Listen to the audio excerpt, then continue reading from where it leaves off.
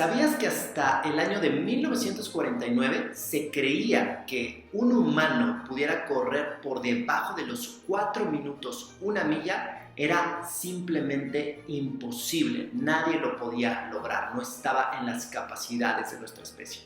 De hecho, los médicos decían que si alguien se acercaba de alguna manera a lograrlo, su corazón podía latir tan rápido que simplemente iba a colapsar. Bienvenidos, esto es Mentes Olímpicas, ya lo saben, un espacio en donde queremos no solamente inspirarnos, reflexionar sobre las grandes mentes del olimpismo, los grandes atletas, sino también queremos aprender algo de sus hábitos, de su mindset, de sus diferentes prácticas para intentar traerlo a nuestra propia vida.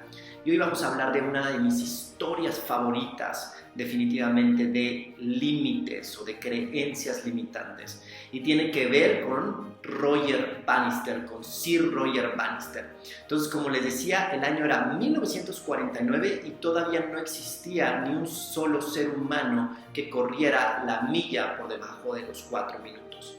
Se creía imposible, como hoy día se creen o se han creído cosas imposibles alrededor del mundo del olimpismo, como el correr los 100 metros planos por debajo de los 10 segundos, el de repente hoy día el correr el maratón por debajo de la hora, que por ahí ya también tuvimos un episodio en donde hablábamos de Kiptum, que de alguna forma podría ahora el ser humano que más se había acercado y que probablemente a lo largo del año o de los próximos siguientes años podría lograr esta increíble hazaña. Y así ha habido diferentes récords que se consideran que son imposibles, pero algo que queremos aprender es qué tienen estos atletas en su mente que de repente son capaces de empezar a romper ciertos paradigmas, a romper ciertas ideas, ciertos pensamientos que definitivamente limitan nuestro potencial. Entonces, está Roger Bannister en 1949, ya es un gran corredor, de hecho tenía la segunda mejor marca hasta ese momento, solamente había un australiano, Landis, que tenía una mejor marca que él, pero aquí lo importante es que Roger Bannister en ningún momento creyó que esto de que un ser humano no pudiera bajar de los 4 minutos en la milla fuera cierto. Él estaba convencido, lo sentía, que sí se podía hacer.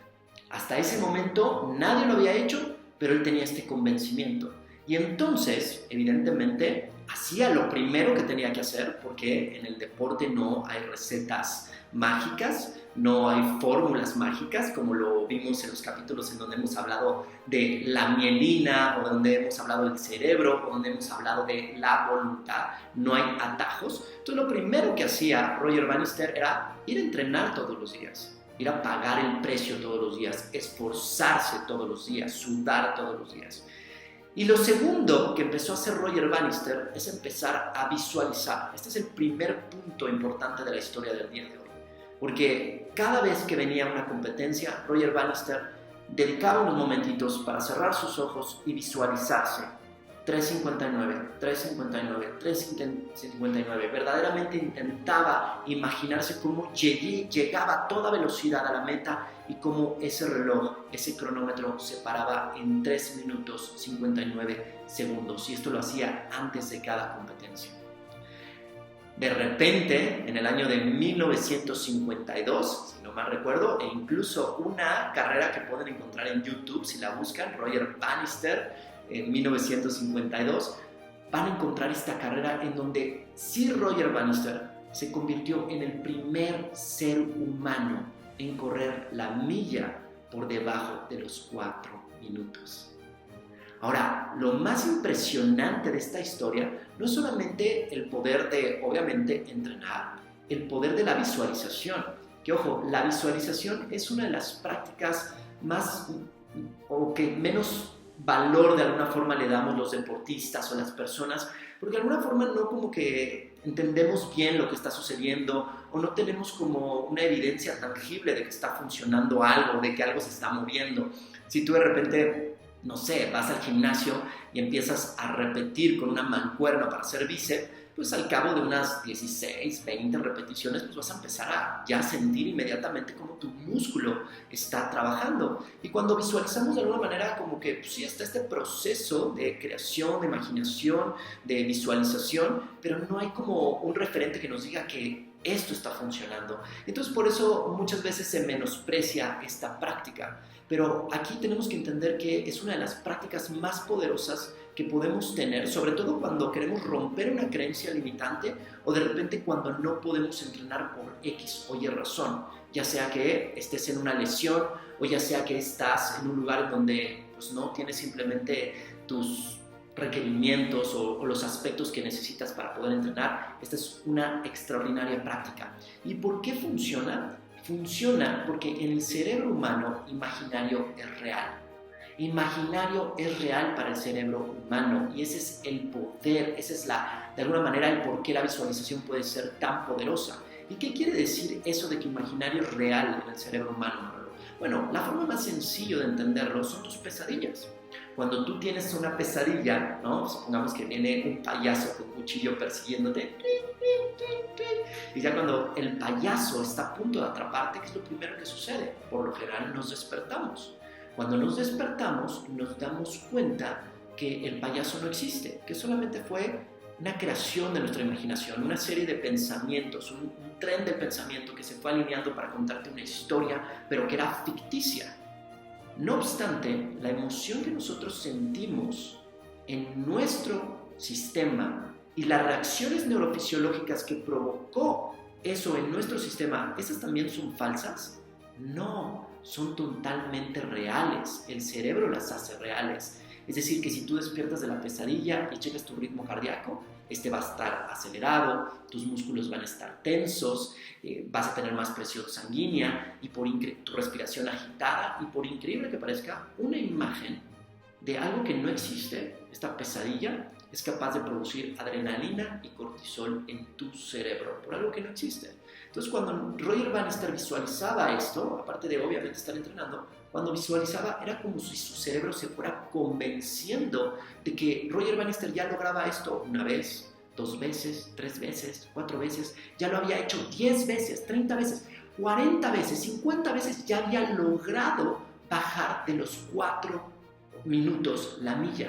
Y entonces eso, consciente e inconscientemente, pero sobre todo en un proceso inconsciente, ayudaba a que de alguna forma antes de la carrera él tuviera un poquito más de confianza y como que no estuviera esta barrera que le impidiera lograr esta maravillosa hazaña.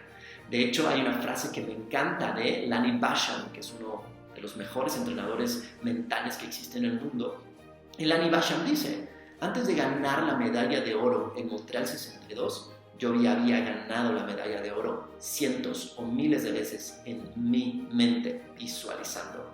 Entonces, esta es la primera parte. Roger Bannister utilizaba la visualización para darse permiso a sí mismo, para convencer a su cerebro de que de alguna manera ya lo había logrado, y entonces que cuando fuera a la carrera no pensara de alguna manera en esa barrera limitante. Pero lo más impresionante de la historia de Roger Bannister es que antes de Roger Bannister, acuérdense, 1949, antes de Roger Bannister, nadie había corrido la milla por debajo de los 4 minutos. Después de Roger Bannister, y solamente 6 meses después, no 1, no 5, no 10, no 15, 17 otros corredores habían ya logrado bajar la marca de los 4 minutos en la milla. Antes de Roger Bannister, nadie. Después de Roger Bannister, 6 meses después, 17 otros corredores. ¿Qué fue lo que sucedió y qué queremos aprender de las creencias limitantes?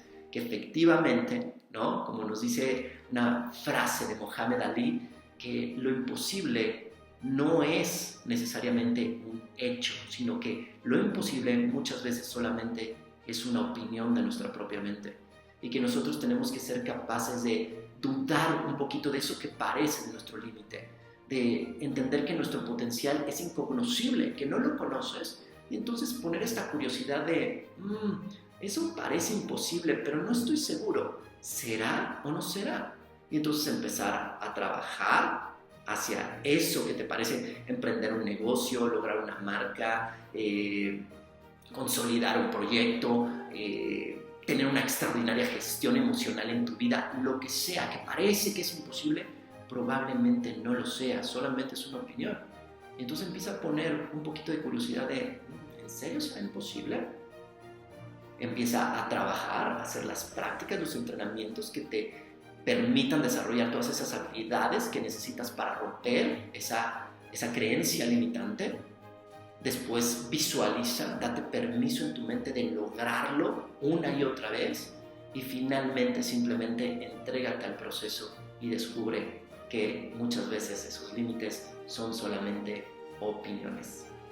Espero que les haya gustado la historia del día de hoy, sin duda es una de mis favoritas en el mundo del deporte y nos vemos en el próximo episodio para seguir aprendiendo estas grandes mentes olímpicas. Y simplemente recordarles que si les está gustando este esfuerzo, pues me ayuden a compartir algún episodio con alguna persona que crean que le pueda encontrar sentido, utilidad o que directamente le pongan 5 estrellitas o se suscriban al canal para seguir Mentes Olímpicas. Nos vemos en la próxima.